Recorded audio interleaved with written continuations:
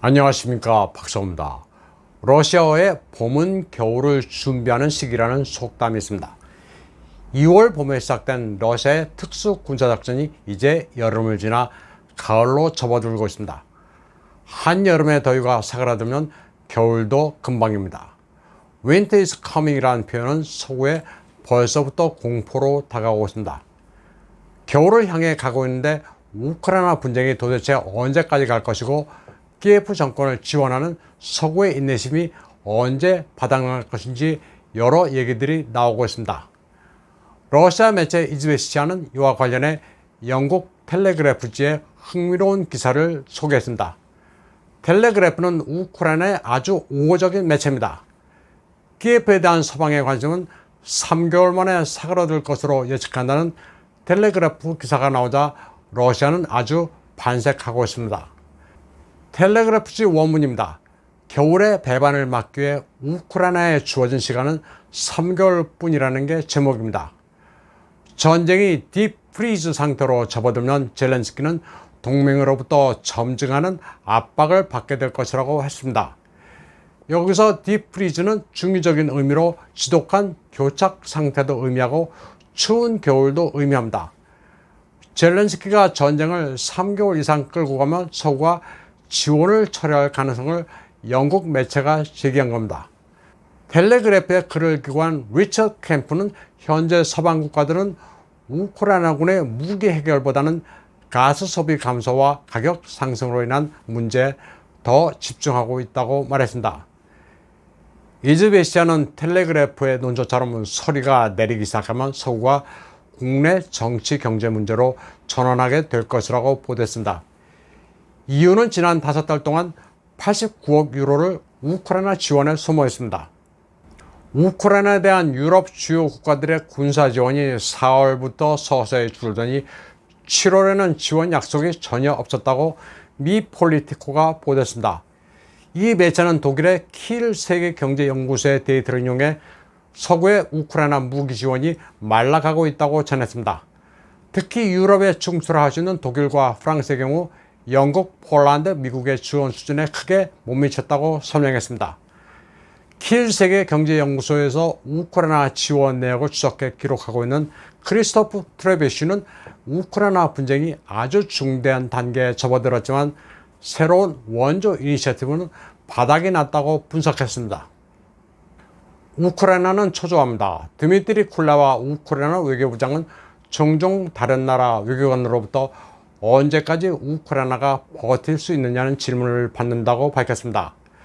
마치 서구 국가들이 키예프 정권의 항복을 기다리면서 그렇게만 되면 만사가 해결될 것으로 믿는 것 같았다고 그는 말했습니다. 드미트리 쿨레바는 서구 외교관들이 푸틴을 되도록 빨리 이기기 위해 도와줄 게 뭐 있느냐고 물어봐야 마땅한데 이와는 반대로 언제까지 버틸 수 있는지를 궁금해한다고 말했습니다.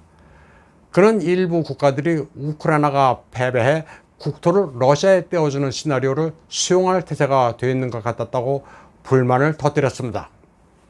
한편 8월 8일 미국 휴스턴 다운타운 대학의 아담 엘 웽어 교수는 더 아메리칸 컨서버티브에 아주 통찰력 있는 글을 게재했습니다. 요지는 우크라이나에 대한 지지는 미국인들의 패션 트렌드에 불과하며 관심은 곧 사라진다는 겁니다.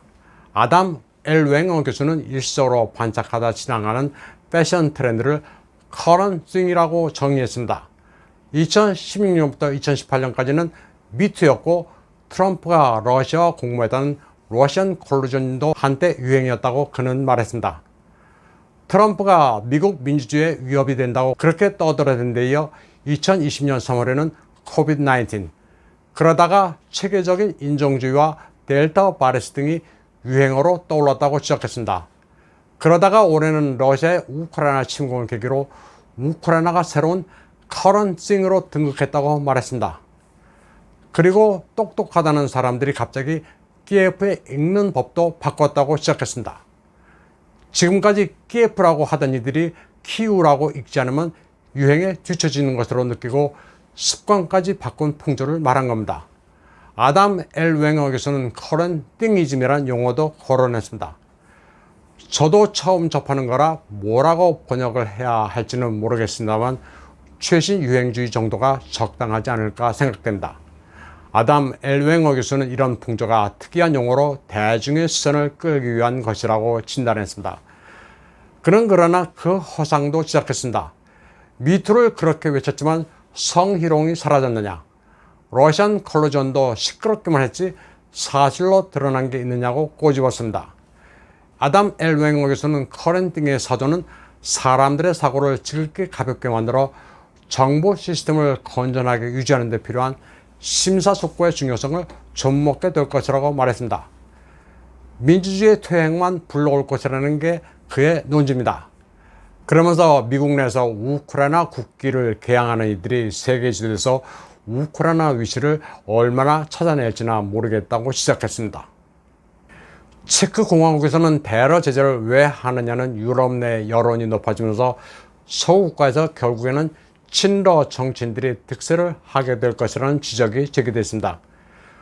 체크의 작가 요셉 부스카는 현지 잡지 스펙테이터 업에 대해서 이같이 밝혔습니다. 부스카는 기고문에서 에너지 가격이 러시아의 핵무기보다 더 많은 사람들을 두렵게 하고 있다는 여론조사 결과가 나오면서 경제적 수단으로 러시아를 공격하는 것에 대한 EU 국민들의 지지가 몇 달 동안 크게 줄었다고 지적했습니다. 분쟁이 겨울까지 지속되고 러시아가 이를 감내할 경우 생활비 앙등은 서구에서 우크라이나 지지 열기를 크게 수그러들게 만들 것이라고 말했습니다. 요셉 부스카는 또 러시아가 우크라이나 동남부 점령 지역을 강화한 채 승리를 선언하고 분쟁을 끝내는 더 위험한 시나리오도 도사리고 있다고 말했습니다. 그럴 경우 우크라이나는 러시아의 일방적 승리 선언을 수용하지 않을 것이고 전쟁의 시속을 외칠 것이라고 예측했습니다. 그 경우 우크라이나는 전쟁광이라는 이미지만 덮어쓰게 될 것이며 크렘린의 평화 노력에 찬물을 끼얹는 결과가 되기 때문에 대중의 여론이 급반전될 수도 있다고 진단했습니다. 이 같은 시나리오가 현실화될 경우 지금껏 뭘 위해 대러 제재에 참여해 국민들의 고통만 가중시킨 거냐는 여론이 비등하게 될 것이라는 게 요셉 부스카의 논지입니다.